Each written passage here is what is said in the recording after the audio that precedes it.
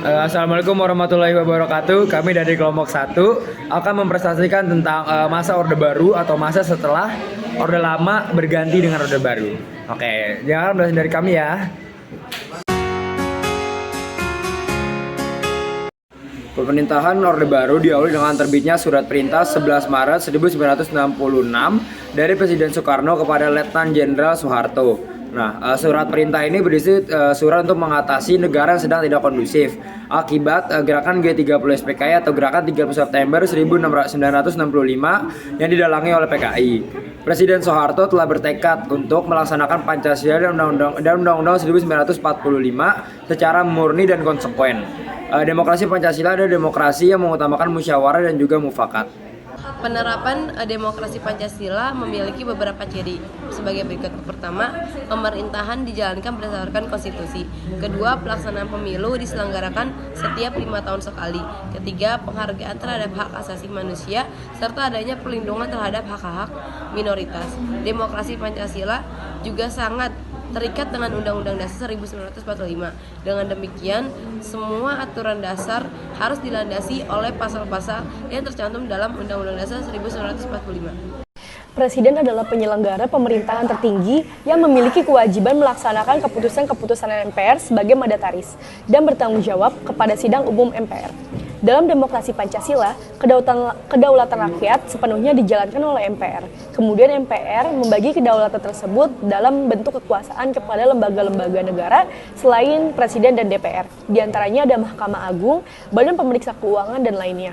Presiden tidak harus bertanggung jawab kepada Dewan Perwakilan Rakyat, tetapi DPR bertugas mengawasi pelaksanaan dari keputusan-keputusan MPR. Pembubaran Partai Komunis Indonesia (PKI). PKI resmi dibubarkan dan dinyatakan sebagai organisasi terlarang di seluruh Indonesia. Secara resmi PKI dinyatakan sebagai organisasi yang terlarang di Indonesia. Penyederhanaan partai politik. Partai politik pada Orde Baru dibagi menjadi 3 kekuatan utama. 1. Partai Persatuan Pembangunan atau PPP merupakan gabungan dari Nahdlatul Ulama atau NU, Parmusi, Perti, dan PSSI. 2. Partai Demokrasi Indonesia atau PDI merupakan gabungan dari Partai Nasional Indonesia atau PNI, Partai Katolik, Partai Murba, IPKI, dan Parkindo. 3. Golongan karya atau Golkar. Penyederhanaan partai politik sebenarnya lebih ditujukan untuk menciptakan stabilitas nasional dalam kehidupan berbangsa dan bernegara. Selanjutnya ada pelaksanaan pemilu yang berkesinambungan. Pada masa Orde Baru berhasil melaksanakan pemilu secara berkesinambungan sebanyak 6 kali, yaitu pada tahun 1971, 1977, 1982, 1987, 1992, dan juga 1997. Penyelenggaraan pemilu yang teratur ini telah menimbulkan kesan bahwa demokrasi berjalan dengan baik dalam pelaksanaannya. Dominasi dari gerakan karya atau Golkar yang selalu memenangkan pemilu telah memungkinkan Soeharto tetap menjadi presiden selama 6 periode. D. Peran ganda atau difungsi ABRI. Konsep difungsi ABRI memiliki kemiripan dengan jalan tengah yang dicetuskan oleh A.H. Nasution.